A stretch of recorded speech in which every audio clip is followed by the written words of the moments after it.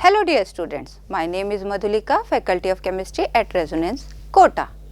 Dear students, आपको पता है CBSE ने एग्ज़ाम्स की डेट शीट रिलीज़ कर दी है और अब हमें पूरी कमर कस लेनी चाहिए अपने एग्ज़ाम्स की प्रिपरेशन के लिए। तो आज के इस वीडियो लेक्चर में मैं आपको बताऊंगी कि 12th केमिस्ट्री में हम 100% मार्क्स कैसे स्कोर कर सकते हैं। देखिए बच्चे, 30 मार्क्स का तो आपका प्रैक्टिकल है और 70 मार्क्स की आपकी थ्योरी है। प्रैक्टिकल्स में आप अगर आपकी थ्योरी प्रिपेयर्ड है तो प्रैक्टिकल्स में भी आप अच्छा परफॉर्म कर ही आएंगे डेफिनेटली। मेजर सेक्शन रह जाता है हमारा थ्योरी, क्योंकि हम बहुत से दूसरे कंपटीशन एग्जाम्स की भी प्रिपरेशन कर रहे हैं। तो किन एस्पेक्ट्स को, किन चैप्टर्स को, किन टॉपिक्स को हम ज़्यादा वेटेज दें और अच्छे से स्कोर कर पाएँ इस एग्ज़ाम के लिए, इन्हीं टिप्स और ट्रिक्स के साथ में मैं इस वीडियो में आपको गाइड करूंगी। So let's start it. Exam date, the CBSE chemistry exam date. बेटा आपको पता है कि CBSE के एग्ज़ाम डेट शीट में आपका केमिस्ट्री एग्ज़ाम है 28 फरवरी को और इसकी एग्ज़ाम टाइमिंग है 10:30 AM to 1:30 PM। इससे पहले आपका सबसे पहला एग्ज़ाम आ जाएगा 24 को इंग्लिश कोर का। जिन स्टूडेंट्स ने इंग्लिश कोर लिया है और उनके लिए इंग्लिश कोर का ये एग्ज़ाम रहेगा और उसके बाद हमारे पास केवल 3 दिन रहेंगे for the revision. It means हमारा कोर्स 15 फरवरी से पहले कंप्लीट हो जाना चाहिए ताकि हम अपने नेक्स्ट शेड्यूल को, एग्ज़ाम को, प्रिपरेशन को उस वे में ले जा सके। सो 15 फरवरी तक अगर आप सारे सब्जेक्ट्स का सिलेबस कवर कर लेते हैं तो उसके बाद आप स्पेसिफाइड एग्ज़ाम की प्रिपरेशन और रिवीजन के लिए इनफ टाइम निकाल सकते हैं। सो हमारा एग्ज़ाम 28 फरवरी को है, हमें उससे पहले ही अपने कोर्स को मल्टीपल टाइम कवर करना है। सो कैसे उसको हम करेंगे, लेट्स स्टार्ट इट। सबसे पहले प्रिपरेशन स्टार्ट करने से सबसे पहला तरीका है कि आपको उस एग्ज़ाम का सिलेबस, पेपर पैटर्न पता होना चाहिए। Dear students, knowledge of the syllabus जो होता है उससे हमें बहुत हेल्प मिलती है। क्या हेल्प मिलती है? Knowledge of the syllabus, paper pattern, weightage of all chapters. अगर आपको वो सारा नॉलेज है तो it will give you the idea कि which chapter, which topic is carrying most marks and you have to make a strong grip on that. अगर हम इसको अवॉइड करते हैं तो हम अननेसेसरीली उन टॉपिक्स पे ज़्यादा टाइम डिवोट कर देंगे जो एग्ज़ाम पॉइंट ऑफ व्यू से ज़्यादा वेटेज नहीं कैरी करते। सो अगर आपके पास सिलेबस ऑफ द सब्जेक्ट है, उस सब्जेक्ट का पेपर पैटर्न है और वेटेज ऑफ ऑल चैप्टर्स है, तो it will save your time and efforts to put more emphasis on the most weighted chapters. To give you the idea, I have taken this slide. CBSE chemistry ने बेटा NCERT की books में से 16 chapters में से 6 chapters को remove कर दिया है। मैक्सिमम स्टूडेंट्स को आइडिया होगा कि वो कौन से 10 चैप्टर्स हैं जो हमारे एग्ज़ाम में इंक्लूड होने वाले हैं। स्टिल कुछ स्टूडेंट्स जिन्होंने अभी तक प्रिपरेशन बोर्ड की स्टार्ट नहीं की है स्पेसिफिकली, उनके लिए एक बार वापस से आइडिया ले लेते हैं कि कौन कौन से चैप्टर्स आपकी NCERT बुक्स में से एलिमिनेट हो गए हैं और कौन से चैप्टर्स आपके सिलेबस में इंक्लूड हैं। डियर स्टूडेंट्स, देखिए NCERT chapter 1 solid state is removed from your syllabus. ये आपके CBSE सिलेबस का पार्ट नहीं है। Then chapter 2 solution, electrochemistry and chemical kinetics. These 3 chapters are included for your syllabus for physical chemistry. After that, surface chemistry, metallurgy, P block element are removed from your syllabus. ये तीनों chapters आपके syllabus में से remove हो गए हैं। unnecessarily आप इनको बोर्ड की प्रिपरेशन के लिए तैयार ना करें, वहाँ पे आपका टाइम यूज़ ना करें। देन उसके बाद है D and F block elements and coordination chemistry from the inorganic chemistry. Inorganic section से हमारे पास 2 चैप्टर हैं, D and F block, and after that halogen derivatives, alcohol, phenols, aldehyde ketones, amines and biomolecules, ये वो chapters हैं जो हमारे organic में include हैं, but polymer and chemistry in everyday life are excluded from your syllabus. तो कौन से 6 चैप्टर्स रिमूव हो गए हैं? Solid state, surface chemistry, P block, metallurgy, polymers and chemistry in everyday life, ये 6 चैप्टर्स आपके सिलेबस में से, बोर्ड के सिलेबस में से रिमूव हो गए हैं। तो बोर्ड एस्पेक्ट से आपको इन चैप्टर्स को इग्नोर करना है। उसके बाद आइडिया ले लेते हैं पेपर पैटर्न का। डियर स्टूडेंट, सैम्पल पेपर पहले ही रिलीज हो चुके हैं और आपको उनको देख के आइडिया लग गया होगा। पेपर पैटर्न फिर भी एक लुक ले लेते हैं। पेपर पैटर्न में आपके पास 3 आवर्स का ड्यूरेशन है, जैसा अभी हमने देखा 10:30 to 1:30 का टाइमिंग है, और आपको उसमें स्कोर करने हैं 70 मार्क्स। ये 70 मार्क्स के लिए आपके पास 5 सेक्शन हैं, section A, B, C, D and E। Whole paper is divided into 5 sections. First section is of MCQ। इन MCQ में आपके पास असर्शन रीज़न क्वेश्चन भी रहेंगे। जनरली 14 to 13 क्वेश्चंस आपके MCQ हैं और उसके बाद 4 क्वेश्चंस आपके असर्शन रीज़न के हैं। ये आपके पास 18 रहेंगे, तो 18 मार्क्स आपका सेक्शन A का रहेगा। Then section B VSA very short answer, 7 questions आपके पास हैं, ईच कैरिंग 2 मार्क्स, तो टोटल वेटेज है इस सेक्शन का 14। Section C short answer type questions हैं, 5 क्वेश्चंस आपको ऐसे मिलेंगे और हर एक का वेटेज 3 मार्क्स है, तो टोटल 15 मार्क्स का वेटेज इस सेक्शन का रहेगा। केस बेस्ड आपको 2 क्वेश्चंस मिलेंगे सेक्शन D में, जहाँ पे हर क्वेश्चन के लिए आपको 4 मार्क वेटेज है और टोटल 8 मार्क्स आप इस सेक्शन से स्कोर कर सकते हैं। Last section that is section E, ये आपका लॉन्ग आंसर टाइप का क्वेश्चन है और 3 क्वेश्चंस आपको ऐसे मिलेंगे, each has 5 marks weightage, so total 15 marks का वेटेज आपके पास इस सेक्शन में है। डियर स्टूडेंट्स, एक बात और ध्यान रखने वाली बात है कि लॉन्ग आंसर क्वेश्चंस, जो केमिस्ट्री सब्जेक्ट्स में आपको लॉन्ग आंसर क्वेश्चंस में भी बहुत बड़े बड़े आंसर लिखने को नहीं मिलेंगे। It is also divided into smaller sections और स्मॉलर सेगमेंट्स। तो यहाँ पर आपके पास बहुत ज़्यादा स्कोप है। Chemistry is the easiest subject to score 100% in the board exam. क्यों? क्योंकि आपको बहुत ज़्यादा डेरिवेशंस, बहुत ज़्यादा लेंदी आंसर्स नहीं लिखने हैं। शॉर्ट आंसर्स और वेरी शॉर्ट आंसर टाइप के क्वेश्चंस को कंप्राइज करके लॉन्ग आंसर क्वेश्चंस बनते हैं, जो आपके लिए एक बेनिफिशियल फैक्टर है। The second tip that do your SWOT analysis. What is SWOT analysis? You should have a knowledge of your strength, weakness, opportunities and threats. आपको पता होना चाहिए कि केमिस्ट्री सेक्शन में आपको फिजिकल केमिस्ट्री, ऑर्गेनिक या inorganic में से कौन सा आपका स्ट्रेंथन पोर्शन है और कौन सा आपका वीकर सेगमेंट है। स्ट्रेंथन सेगमेंट को आप जल्दी से कंप्लीट करिए, उसके कंसेप्ट का क्लैरिटी रखिए, और जो वीकर सेक्शंस है, सपोज आपको फिजिकल से डर लगता है, so devote more time to that section और उस पर मोर एंड मोर प्रैक्टिस करिए। ठीक है, तो यहाँ से आपको अपना एनालिसिस पता चल जाएगा। कुछ स्टूडेंट्स के पास कैपेबिलिटी होती है कि वो ऑर्गेनिक सेक्शन को एंजॉय करते हैं, उसमें उन्हें इंटरेस्ट लगता है, बट उनको इनऑर्गेनिक का फैक्ट और लर्निंग बोरिंग लगता है। सिमिलरली कुछ स्टूडेंट्स हैं जो तो मैथ्स बैकग्राउंड के स्टूडेंट्स हैं, उनको मैथ्स के न्यूमेरिकल सॉल्विंग अच्छे लगते हैं, बट उनको इनऑर्गेनिक ऑर्गेनिक में मेमोराइजिंग और मगिंग अच्छी नहीं लगती है। तो पर स्टूडेंट्स ये फैक्टर डिफरेंट करता है। तो आप अपनी स्ट्रेंथ और वीकनेस को समझिए, एनालाइज करिए और उसके अकॉर्डिंग अपने एग्जाम्स की प्रिपरेशन को स्टार्ट करिए। द थर्ड वन, जब आपने अपना एनालिसिस कर लिया, स्वॉट एनालिसिस, और उसके बाद आप अपना स्टडी मटेरियल को एक्यूमुलेट करिए कि आपके स्टडी मटेरियल में आपको ध्यान रखना है dear students, board exam mainly NCERT based syllabus पर ही होता है। तो आपके पास फर्स्ट प्रेफरेंस आपकी एनसीईआरटी टेक्स्ट बुक सिलेबस को कवर करने की होनी चाहिए। बहुत सारी बुक्स, स्टडी मटेरियल्स, यहाँ से रेफरेंस बुक ले आए, वहाँ से नोट्स ले आए, ये एप्लीकेशन से डाउनलोड कर लिया, इतना सारा पाइल अप करने की ज़रूरत नहीं है।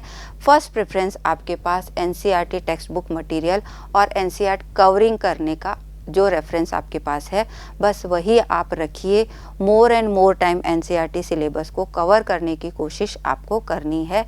अगर आप एनसीईआरटी को इग्नोर करके other than reference books, competitions की बुक्स को करेंगे तो आपका टाइम ज़्यादा स्पॉइल हो जाएगा। बोर्ड का एग्ज़ाम जो होता है वो एक एवरेज स्टूडेंट को ध्यान में रख के किया जाता है, बनाया जाता है पेपर उसका, और वो एग्ज़ाम 80% से ज़्यादा, मैं कहूँ 90% तक एनसीईआरटी टेक्स्ट बुक से ही बनता है। बट आपको एनसीईआरटी की एक एक चीज़ आपको पढ़नी है, मोर एंड मोर टाइम उसके एग्जाम्पल्स को पढ़ना है, उसके इंटेक्स्ट टेक्सचुअल क्वेश्चंस को समझना है, एक ही पैटर्न के क्वेश्चंस को आपको आइडिया लग जाएगा। तो जितनी बार आप एनसीईआरटी को पढ़ेंगे, क्या होता है एनसीईआरटी में, आप एक बार पढ़ेंगे, दूसरी बार पढ़ेंगे तो उस सेक्शन में कई बार ऐसा लगता है अरे ये तो हमसे मिस हो गया। एनसीईआरटी बुक को मोर एंड मोर टाइम पढ़ने से आपको चीज़ें मेमोराइज हो जाएंगी, you will get the idea. और जब आप पिछले ईयर्स के क्वेश्चन पेपर्स को देखेंगे तो you can familiar with that topics कि हाँ ये पोर्शन मैंने इस टेक्स्ट बुक पे पढ़ा था या इस सेक्शन में मुझे मिला था। तो उनकी लोकेशंस और उनका आइडिया आपको वहाँ पर लग जाएगा। तो रेफरेंस बुक्स हमें कहाँ यूज़ करनी है, रेफरेंस बुक्स आप यूज़ करिए for the MCQ practice, case based questions के लिए जो आपके एनसीईआरटी में इंक्लूड नहीं है। बट थ्योरी पार्ट के लिए, कंसेप्चुअल पार्ट के लिए और न्यूमेरिकल्स के आइडिया के लिए आपको एनसीईआरटी को पढ़ना है, उसे इग्नोर नहीं करना है। जब आपके पास अपना स्टडी मटेरियल आ गया, जैसा मैंने आपको कहा कि बहुत सारा स्टडी मटेरियल पाइल अप नहीं करना है, समराइज वे में आपके पास मटेरियल होना चाहिए। अगर आप बहुत ज़्यादा ढेर लगाएंगे तो it will create a problem for you, आप उससे पैनिक हो जाएंगे कि अरे मैंने ये भी नहीं पढ़ा, वो भी नहीं पढ़ा। समराइज पढ़िए बट बहुत अच्छे से पढ़िए। देन आता है टाइम मैनेज। जब आपका स्टडी मटेरियल एक्यूमुलेट हो गया, आपने उसको डिसाइड कर लिया कि okay I am going to prepare from this book and these are the reference book for the preparation of MCQ and case based, then आपका काम है कि आप अपने एक्शन प्लान को स्ट्रेटेजाइज करें और एक स्टडी प्लान बनाएं कि मुझे इनऑर्गेनिक इतने दिन में कवर करनी है, मुझे ऑर्गेनिक में ये करना है, मुझे फिजिकल में न्यूमेरिकल्स की प्रैक्टिस करनी है। जो भी आपका प्लान है अपने स्ट्रेंथ एंड वीकनेस के अकॉर्डिंग वो स्ट्रेटेजाइज करिए। अगर आप कोई प्लान नहीं बनाएंगे तो all things will mash up. So always study plan बनाइए और go about your preparation accordingly. अगर आप स्टडी प्लान के अकॉर्डिंग चाहते हैं, it will give you a clarity about the exam and increases your productivity exponentially. आप अपने study plan को बनाइए, अपनी स्ट्रेंथ और वीकनेस के अकॉर्डिंग टाइम स्लॉट्स को डिवाइड करिए और उसको स्ट्रिक्टली फॉलो करिए।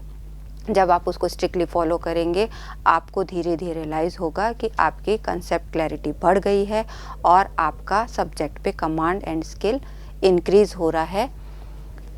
To set small and practical targets. जब हम ये स्ट्रेटजी बनाते हैं तो कभी ऐसा स्ट्रेटजी नहीं बनाना है जो नॉन अचीवेबल हो। छोटे छोटे स्मॉल टारगेट्स बनाइए। ओके, स्मॉल टाइम स्लॉट्स लीजिए और उन टाइम स्लॉट्स के लिए एक टारगेट डिसाइड करिए। I want to cover this topic और this chapter in this time slot. आप उस टाइम स्लॉट के अकॉर्डिंग उसको फॉलो करिए, कवर करिए, बट विद फुल कंसंट्रेशन। जब भी पढ़ने बैठते हैं कोई डिस्ट्रैक्शन नहीं होना चाहिए। आप social media surfing, texting, mobile phone use सबको अवॉइड करिए। हो सके तो स्टडी इन आइसोलेशन, अपना रूम आइसोलेट करके अपने कंटेंट के साथ में फुल कंसंट्रेशन और डेडिकेशन के साथ पढ़िए। It will give you more productivity. जब हम अब स्टडी प्लान बना रहे हैं तो उसके लिए हमारे पास एक डायरेक्शन होनी चाहिए कि ओके मुझे किस चैप्टर या किस सेगमेंट को ज़्यादा वेटेज देना है, किसको कम देना है। डेफिनेटली आपकी स्ट्रेंथ तो और वीकनेस के अकॉर्डिंग तो आप डिसाइड करेंगे ही। उसके अलावा सैम्पल पेपर का एनालिसिस भी एक इम्पॉर्टेंट फैक्टर है जिसके थ्रू आप अपना स्ट्रेटेजी प्लान कर सकते हैं। सैम्पल पेपर एनालिसिस के बेसिस पे आप देखेंगे बेटा कि जो आपका इनऑर्गेनिक सेक्शन है वो ओनली 20% कैरी करता है टोटल वेटेज का और फिजिकल 32%। वहीं ऑर्गेनिक जो है 5 चैप्टर्स आउट ऑफ 10 हैं, तो it means almost 50% weightage is carrying by organic section. तो जितना ज़्यादा आप ऑर्गेनिक सेक्शन पे मेहनत करेंगे उतना आपको वेटेज होने वाला है, फ़ायदा होने वाला है। ये वो सेक्शन है जिसको आप इग्नोर नहीं कर सकते, तो आपको अपना स्टडी प्लान उसके अकॉर्डिंग बनाना चाहिए। सैम्पल पेपर के एनालिसिस से आपको टाइप ऑफ क्वेश्चंस तो पता चलते ही हैं, क्योंकि आपके पास 5 सेगमेंट हैं, पांचों सेगमेंट में डिफरेंट टाइप ऑफ क्वेश्चंस हैं। बट सैम्पल पेपर के एनालिसिस से आपको ये भी आइडिया मिलता है कि किस चैप्टर में से किस टाइप के क्वेश्चन सबसे ज़्यादा पूछे जाते हैं। डियर स्टूडेंट्स, अगर आप यहाँ पे इस ग्राफ को देखेंगे, बार ग्राफ को, तो यहाँ पे आपको जो रेड बार्स दिख रही हैं, these are for 5 mark question, that is lengthy questions, long answer questions. तो यहाँ पर आप देख सकते हैं कि जो आपको लॉन्ग आंसर क्वेश्चन मिल रहा है वो इलेक्ट्रोकेमिस्ट्री में से मिल रहा है, आपको DU एंड F ब्लॉक में से मिल रहा है, और aldehyde ketones, it means physical, inorganic and organic, तीनों सेगमेंट्स में से एक एक लॉन्ग आंसर आपके पास आने वाला है।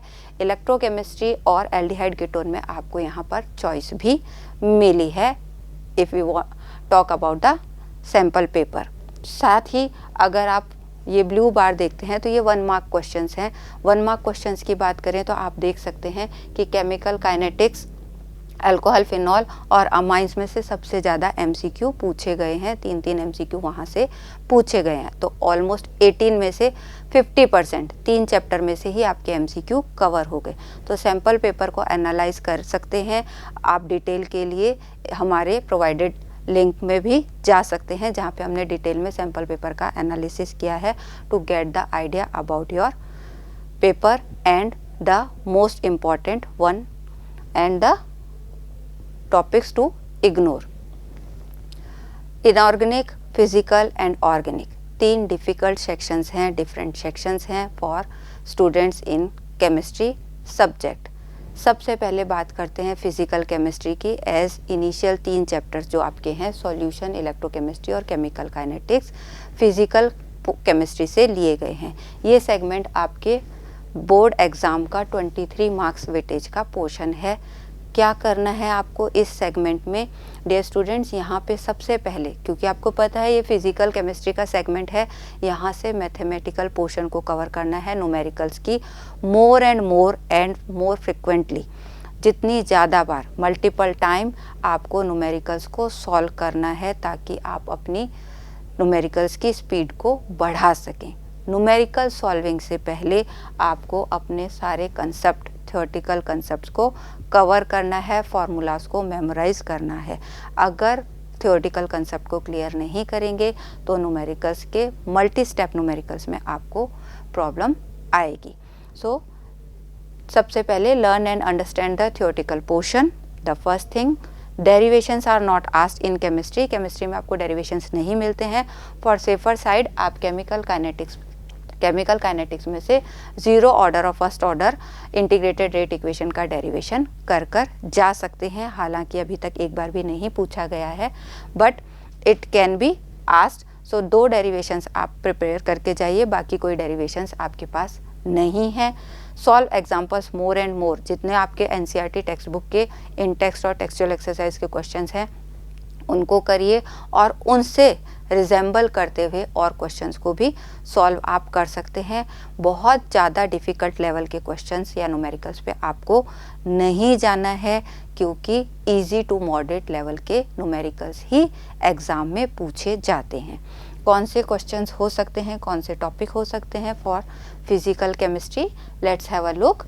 अगर हम सॉल्यूशन चैप्टर की बात करें तो concentration terms, molarity, molality, mole fraction, ppm, इन सब की डेफिनेशंस और फार्मूलाज आपको डेफिनेट एक क्वेश्चन आपको यहाँ से मिल जाएगा। देन आता है हेनरी लॉज पर न्यूमेरिकल और उसकी एप्लीकेशंस पर theoretical based question. Colligative property 101% एक क्वेश्चन उसमें से आता ही है, चाहे वो थ्योरेटिकल हो चाहे वो न्यूमेरिकल हो। मेन चांस न्यूमेरिकल बेस्ड ही आते हैं। Freezing in depression point, depression in freezing point, elevation in boiling point, osmotic pressure and Raoult's law, इन चारों पे बेस्ड न्यूमेरिकल्स की आपको सबसे ज़्यादा प्रैक्टिस करनी है। अगर हम इलेक्ट्रोकेमिस्ट्री सेगमेंट की बात करें तो नर्न्स इक्वेशन एक श्योर क्वेश्चन है। कंडक्टिविटी पोर्शन से भी क्वेश्चन आता है। कई बार अगर चॉइस आती है तो एक क्वेश्चन आपको नॉन इक्वेशन बेस्ड मिल जाता है, इलेक्ट्रोकेमिकल से सेल बेस्ड, और दूसरा क्वेश्चन आपको कंडक्टिविटी बेस्ड भी मिल सकता है। मिक्स एंड मैच भी होते हैं, तो डोंट थिंक कि हम सिर्फ ये कर जाएं और ये कर जाएं। बहुत बार ऐसा होता है कि 5 मार्क क्वेश्चन के एक पार्ट में आपके पास नॉन इक्वेशन है, दूसरे पार्ट में आपके पास कंडक्टिविटी है और तीसरे पार्ट में आपके पास कोरोजन या बैटरीज में से क्वेश्चन है। तो तीनों सेगमेंट्स को मिला के भी एक क्वेश्चन फ्रेम हो सकता है और पर्टिकुलर सेगमेंट के बेस्ड पर भी क्वेश्चन पूछा जा सकता है। ये चैप्टर आपका मैक्सिमम वेटेज का चैप्टर है, 9 मार्क्स इस चैप्टर का वेटेज है। अभी तक सॉल्यूशन और का वेटेज 7 मार्क था और केमिकल काइनेटिक्स का भी 7 मार्क है। इस चैप्टर का वेटेज आपका 9 मार्क है, 7, 7, 9 टोटल 23 मार्क्स है। तो इस चैप्टर में आपको हर चीज़ कर जानी है, थ्योरेटिकल और न्यूमेरिकल दोनों एस्पेक्ट से। बट अगर न्यूमेरिकल की बात करें तो नॉन इक्वेशन, कंडक्टिविटी, और थ्योरी की बात करें तो बैटरीज, प्राइमरी सेकेंडरी बैटरीज का डिफरेंस, लेड स्टोरेज बैटरी के anode cathode reactions, fuel cell की advantage, and the corrosion is an electrochemical process. Corrosion के लिए आपको एनोड कैथोड की रिएक्शंस को कर जाना ही है। 4th चैप्टर की बात करें या यहाँ पर हम अपने सेगमेंट के 3rd चैप्टर की बात करें, दैट इज़ केमिकल काइनेटिक्स। बहुत छोटे छोटे क्वेश्चंस इसमें से बनते हैं, मैथमेटिकल क्वेश्चंस भी बनते हैं। Rates, instantaneous rate, average rate, rate constant, units of rate constant, order of reaction, half life period, ये छोटे छोटे से क्वेश्चंस हैं जिनकी डेफिनेशन और उन पर बेस्ड 1 मार्क क्वेश्चंस आपको प्रिपेयर करने हैं। बहुत बड़े क्वेश्चंस तो हैं नहीं। देन फर्स्ट ऑर्डर काइनेटिक्स का जो फार्मूला है इंटीग्रेटेड रेट इक्वेशन, वो आपको हर हालत में करके जाना है स्टूडेंट्स, उस पर बेस्ड न्यूमेरिकल पूछा ही जाता है। बात करते हैं आगे आर्हेनियस इक्वेशन की। आर्हेनियस इक्वेशन और टेम्परेचर इफेक्ट पर भी न्यूमेरिकल, अगर आपको ज़्यादा मार्क का न्यूमेरिकल एक्सपेक्ट है तो यहाँ पर आप कर सकते हैं। 3 mark numerical from first order kinetics and Arrhenius equation can be asked. After the physical chemistry दूसरा सेक्शन हमारे पास आता है इनऑर्गेनिक केमिस्ट्री का। 2 ही चैप्टर हमारे पास इंक्लूड हैं, D&F block and coordination compound. इस सेगमेंट का वेटेज है 14 मार्क्स, मतलब दोनों चैप्टर 7-7 मार्क के वेटेज के हैं। अब ये जो सेगमेंट है यहाँ पर आपको न्यूमेरिकल की कोई प्रैक्टिस नहीं करनी है, यहाँ पर आपको फैक्ट्स एंड थ्योरीज को मेमोराइज करना है। ये वो सेगमेंट है जहाँ आपको जो स्टूडेंट्स का मैथमेटिकल एस्पेक्ट स्ट्रॉन्ग होता है उन्हें प्रॉब्लम फेस होती है। फैक्ट्स आएंगे, एक्सेप्शंस भी आएंगे और थ्योरीज को मेमोराइज भी करना पड़ेगा।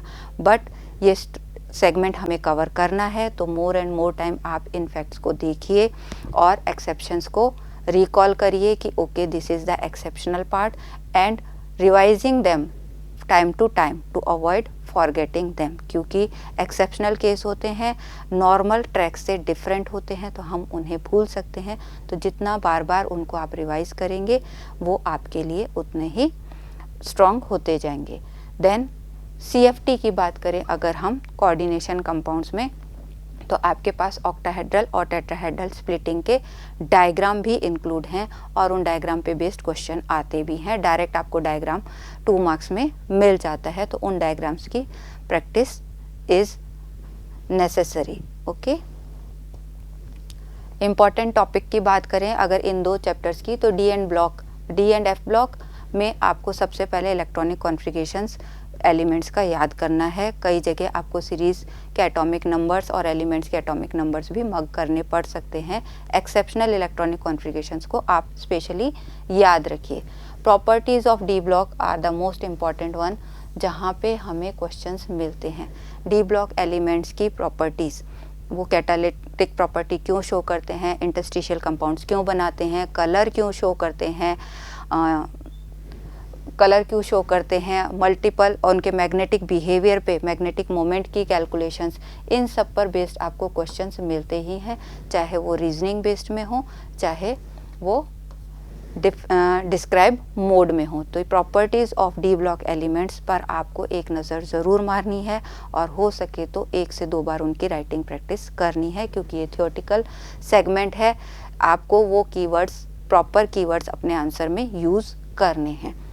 उसके बाद इस चैप्टर में KMnO4 एंड K2Cr2O7 भी दिए हुए हैं, special compounds of D block elements. तो इन दोनों की प्रिपरेशन, KMnO4 की प्रिपरेशन फ्रॉम MnO2 और K2Cr2O7 की प्रिपरेशन फ्रॉम क्रोमाइट और आपको ज़रूर करके जानी है, पूछी जाती है या रिएक्शन इनकम्प्लीट में भी आता है। साथ ही इन दोनों कंपाउंड्स का ऑक्सीडाइजिंग बिहेवियर, जो ऑक्सीडाइजिंग एजेंट हैं वो रिएक्शंस आपको कंप्लीट करके जानी है। कंप्लीट द रिएक्शन में ये पोर्शन पूछा जाता है। अगर इन दोनों की बात करें तो इनकी प्रिपरेशन और ऑक्सीडाइजिंग बिहेवियर पर बेस्ड क्वेश्चन पूछा जाता है, तो वो पोर्शन आपको कंप्लीट करना है। लेंथेनाइड और एक्टेनाइड की बात करें तो लेंथेनाइड एक्टेनाइड में लेंथेनाइड कॉन्ट्रैक्शन, उसके कॉन्सिक्वेंसेस एंड द कंपैरिजन, दोनों का कंपैरिजन एक आंसर फॉर्म में आप प्रॉपर प्रिपेयर करिए और उसको बार बार राइटिंग प्रैक्टिस करिए। कोऑर्डिनेशन कंपाउंड की बात करें तो कोऑर्डिनेशन कंपाउंड्स में से अगर लेंदी क्वेश्चन की बात करें तो थ्योरीज हैं Werner's theory, VBT and CFT। Werner's theory direct postulates पूछे जाते हैं, VBT के बेस पे आपको किसी कॉम्प्लेक्स का फॉर्मेशन, उसकी मैग्नेटिक प्रॉपर्टीज़ को एक्सप्लेन करना होता है, और CFT में आपके पास ऑक्टाहेड्रल टेट्राहेड्रल स्प्लिटिंग भी पूछी जाती है जहां आपको डायग्राम ड्रॉ करना होता है। CFSE की कैलकुलेशन भी एक फ्रिक्वेंटली आस्क्ड क्वेश्चन है।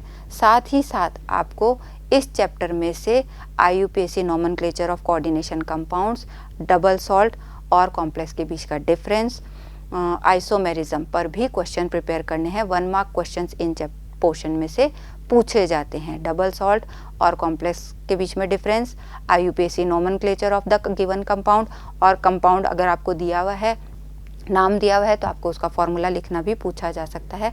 साथ ही गिवन कंपाउंड में आपको आइसोमेरिज्म आइडेंटिफाई करनी होती है या आइसोमर्स ड्रॉ करने होते हैं। तो वो पोर्शंस आपके 1 मार्क के हैं, उन पोर्शंस को आप उस तरीके से कवर करिए।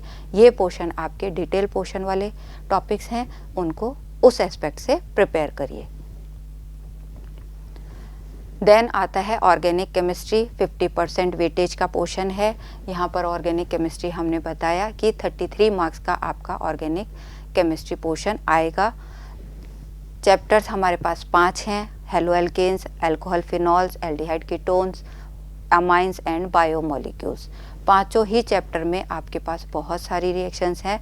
बट डियर स्टूडेंट्स, अगर आप अपनी बुक को खोलेंगे तो आप अगर शुरू से प्रिपरेशन करते हैं तो जैसे जैसे आप पढ़ते जाते हैं आगे आपको रिएक्शंस क्या मिलेंगी, रिपीटेटिव ही मिलेंगी। जो रिएक्शन आप अल्कोहल या कीटोन में, अल्कोहल फिनॉल में जो रिएक्शन आप अल्कोहल की प्रॉपर्टीज़ में पढ़ रहे हैं, वही रिएक्शन आपको एल्डिहाइड कीटोन में उनकी प्रिपरेशन में मिलेगी। तो रिपीटेशन ऑफ रिएक्शन बहुत होता है। तो आप शुरू के चैप्टर्स को पढ़ते हैं तो पीछे के चैप्टर्स में से आधे से ज़्यादा चैप्टर आपके पहले ही कवर हो चुके होते हैं। इस सेक्शन को लर्न करने में स्टूडेंट्स को सबसे ज़्यादा प्रॉब्लम आती है और ये वो सेगमेंट है जिसे आप इग्नोर बिल्कुल नहीं कर सकते। This section require both learning and writing practice. Learn कर लिया, बहुत रिएक्शंस दिखती हैं स्टूडेंट्स को, ओके एक लाइन की रिएक्शन है, फटाक से हमें हो गई है। बट अगर आप उन रिएक्शंस को बार बार राइट नहीं करेंगे, बार बार रिकॉल नहीं करेंगे, तो जितनी आसानी से वो आपको याद हुई थी उतनी ही आसानी से वो स्किप भी हो जाएगी। So to cover the organic section सबसे बहुत इम्पॉर्टेंट बात है, आप स्टिकी नोट्स बनाइए for the name reactions. Name reactions, हर चैप्टर की नेम रिएक्शंस को सेपरेट करिए, उनके स्टिक की नोट्स बनाइए, क्योंकि नेम रिएक्शन का पोर्शन हमेशा इम्पॉर्टेंट होता है। एग्ज़ाम में 2 से 3 नेम रिएक्शंस पूछी ही जाती हैं। जब आपको सारी रिएक्शंस मेमोराइज हो जाएंगी तभी आप रिएक्शंस के पे बेस्ड कन्वर्जन्स को कर पाएंगे। डियर स्टूडेंट्स, ध्यान रखने की बात यह है कि आपके बोर्ड एग्ज़ाम में बहुत सब रिएक्शंस के मैकेनिज़्म इंक्लूड नहीं है।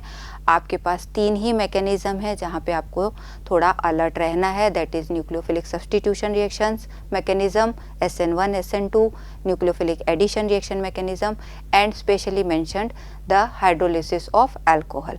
ये 3 मैकेनिज़्म आपके सिलेबस में मेंशन है, तो इनको आप अच्छे से करके जाइए। उसके अलावा बाकी रिएक्शंस के मैकेनिज़्म पर ज़्यादा स्ट्रेस लेने की ज़रूरत नहीं है।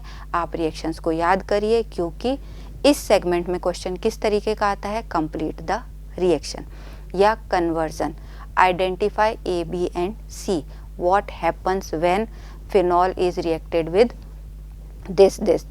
सो आपको इस तरीके के, इस फ्रेमवर्क के क्वेश्चंस मिलने वाले हैं। तो उन फ्रेमवर्क के क्वेश्चंस के लिए मैकेनिज्म की कहीं ज़रूरत नहीं है। साथ ही आपको क्वेश्चंस मिलेंगे डिस्टिंग्विश बिटवीन, आपको डिफरेंशिएट करने वाले टेस्ट भी मेमोराइज करने हैं। एल्डिहाइड एंड कीटोन को डिफरेंशिएट करिए, फिनॉल और अल्कोहल को डिफरेंशिएट करने वाले test, amines, primary and secondary amines को differentiate, aromatic and aliphatic amines को डिफरेंशिएट करने वाले टेस्ट भी एग्ज़ाम में पूछे जाते हैं। तो उनको भी आप अच्छे से लर्न करिए, स्टिकी नोट्स बनाइए, बार बार रिकॉल करिए। इम्पॉर्टेंट सेगमेंट्स की बात करें, इम्पॉर्टेंट टॉपिक्स की बात करें तो डियर स्टूडेंट्स, ये जो पोर्शन है आप देखेंगे तो ज़्यादातर नेम रिएक्शन से ही कवर्ड है। Sandmeyer reaction from the haloalkane, haloarenes, Finkelstein, Swarts reaction, nucleophilic substitution reaction mechanism, optical isomerism, SN1 SN2 का स्टीरियोकेमिकल एस्पेक्ट, रेसमाइजेशन, इन्वर्जन आपको आना चाहिए। Then electrophilic substitution reactions of phenols, esterification, Reimer Tiemann, Kolbe, Rosenmund, Gattermann, Wolff Kishner, aldol, haloform, ये सारी reactions, Cannizzaro, जितनी भी name reactions हैं, Hell Volhard, HBZ reactions of carboxylic acid, ये सभी नेम रिएक्शंस आपको अच्छे से करनी है। इन रिएक्शंस के स्टिकी नोट्स बनाइए, बार बार डेली इनको रिकॉल करिए और इनकी एक बार राइटिंग प्रैक्टिस करिए। जब ये रिएक्शंस आपको मेमोराइज हो जाएंगी, इन्हीं पे बेस आपको कन्वर्जन्स के क्वेश्चंस मिलेंगे। Once you memorize all the reactions, आपके कन्वर्जन के क्वेश्चंस बहुत इजीली हो जाएंगे। आप डायजोटाइजेशन की रिएक्शन लर्न कर लेंगे तो आपको एनिलीन से डायजोटाइजेशन बेंजीन डायजोनियम क्लोराइड बनेगा और उसके बाद आपको सेकेंड कन्वर्जन सैंडमेयर रिएक्शन के फॉर्म में मिल जाएगा। तो ये फ्रिक्वेंटली आस्क्ड क्वेश्चंस हैं। नेम रिएक्शंस को बार बार रिवाइज करिए। अगर नेम रिएक्शन के बाद बात करें बायोमोलिक्यूल्स की, तो बायोमोलिक्यूल्स में रिएक्शंस ऑफ ग्लूकोज आपको हर हालत में करके जानी है। What happens when glucose is treated with bromine water और HNO3, तो ग्लूकोज की रिएक्शंस स्ट्रक्चर आपको करनी है। प्रोटीन्स की बात करें तो essential, non essential amino acid structure, primary, secondary, tertiary structures, DNA, RNA, nucleic acids में DNA RNA का कंपैरिजन भी पूछा जाता है। और तीनों में ही बॉन्ड लिंकेज का नाम, कि कार्बोहाइड्रेट्स में आपको बॉन्ड लिंकेज कौन सी है, प्रोटीन्स में बॉन्ड लिंकेज पेप्टाइड बॉन्ड है, न्यूक्लिक एसिड्स में बॉन्ड लिंकेज कौन सी है, तो वो भी आपको करके जाना है। डाइसैकेराइड्स अगर आ जाते हैं, सुक्रोज, लैक्टोज, माल्टोज, तो आपको कवर करना है कि कौन सी नॉन रिड्यूसिंग है, कौन सी रिड्यूसिंग है एंड वाई। उनके हाइड्रोलिसिस प्रोडक्ट का भी आपको आइडिया होना ही चाहिए। Once you get the idea about all the topics, आपने अपनी स्ट्रेटेजी बना ली है, अपने सिलेबस को कवर कर लिया है, तो साथ ही उसके बाद नेक्स्ट स्टेप आता है solve sample papers and PYQs।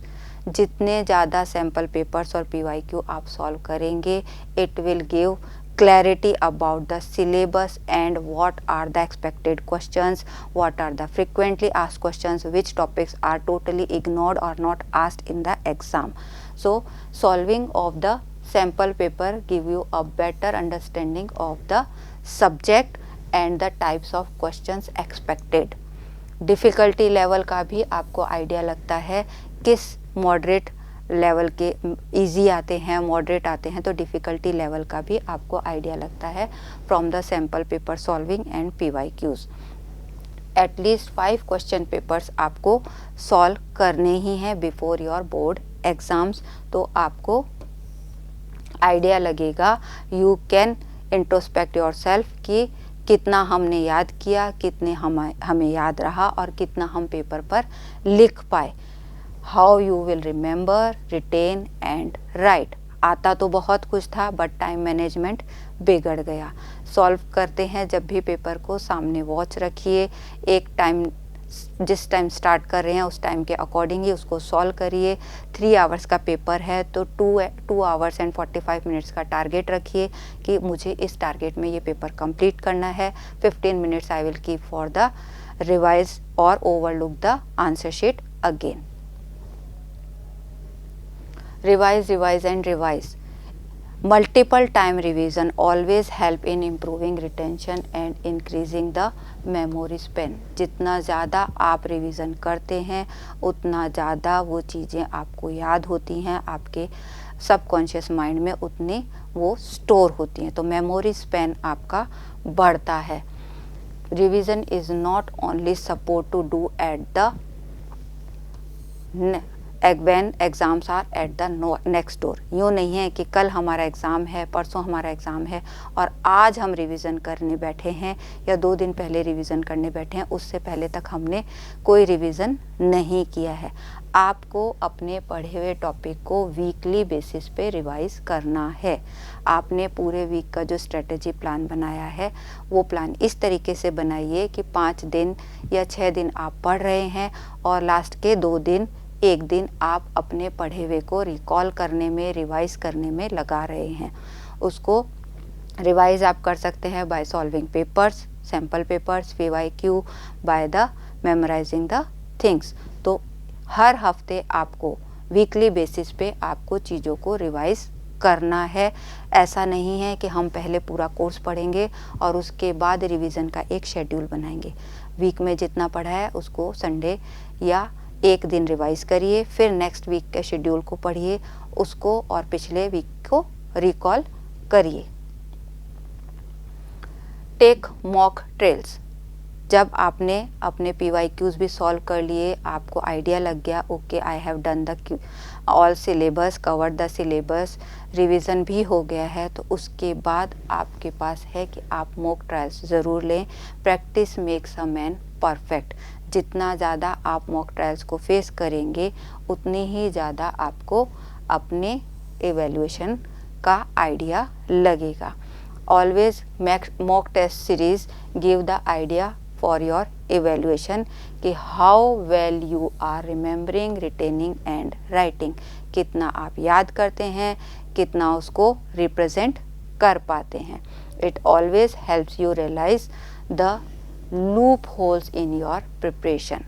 कौन सा टॉपिक हमारा कमज़ोर रह गया है, किसकी राइटिंग प्रैक्टिस हमारी अच्छी नहीं है, okay diagram neat and clean नहीं बन पा रहे, स्पीड कम है, जो भी लूप होल है वो आपको आइडिया दे देंगे, आइडिया लग जाएंगे by the mock test series. तो ज़रूर इन्हें ज्वाइन करना चाहिए, चाहे वो ऑनलाइन हो, चाहे आपके स्कूल के प्री बोर्ड्स हों। रेजोनेंस भी आपको मॉक ट्रायल्स प्रोवाइड कराता है, आप वो भी ज्वाइन कर सकते हैं। Then the most important one, your body health. स्वस्थ शरीर में ही स्वस्थ दिमाग का वास होता है, तो हेल्दी माइंड होना बहुत ज़रूरी है। तो for your body health take restricted but nutritious diet. बहुत ज़्यादा बाहर का खाना अवॉइड करिए, न्यूट्रिशियस डाइट लीजिए, अपनी डाइट में नट्स को इंक्लूड करिए, नेगेटिव थॉट्स को अवे करिए, उनसे दूर रहिए। Avoid losing sleep and do not disturb your sleep pattern. Adequate sleep लीजिए, 6 to 8 आवर्स की। रात भर बैठ के पढ़ रहे हैं और सुबह हम फ्रेश फील नहीं कर पाएंगे, तो अपने स्लीप पैटर्न को डिस्टर्ब मत करिए, अपने बायोलॉजिकल क्लॉक को सेट करिए। डियर स्टूडेंट्स, आप अगर सुबह 3-4 बजे तक पढ़ेंगे तो एग्ज़ाम में 10:30 से 10:30 बजे जब आपको एग्ज़ाम देना है और 9:30 तक आप एग्ज़ाम सेंटर पे पहुंच रहे हैं, आप फ्रेश फील नहीं कर पाएंगे। तो आज से ही अपनी बायोलॉजिकल क्लॉक को उसके अकॉर्डिंग सेट करिए ताकि आप 10:30 से 1:30 बजे के बीच में 10:30 to 1:30 पूरा रिफ़्रेश फील करें और अपनी बेस्ट परफॉर्मेंस वहाँ पर दे पाएँ। Practice meditations and breathing exercise to increase your concentrations.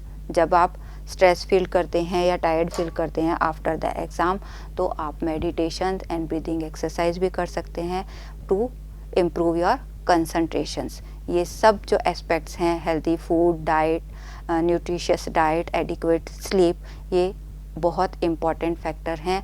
अगर हम इस फैक्टर को इग्नोर करेंगे तो हमारी हेल्थ अफेक्ट हो जाएगी और प्रॉपर प्रिपरेशन के बाद भी हम उसको रिप्रेजेंट एग्ज़ाम में अच्छे से नहीं कर पाएंगे। So dear students, don't ignore these factors also.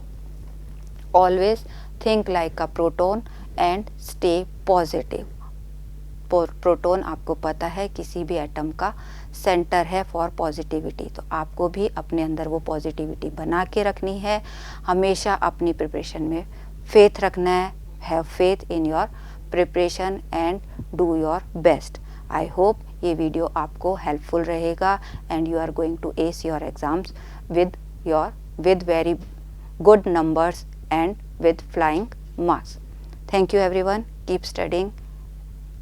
Have a nice day.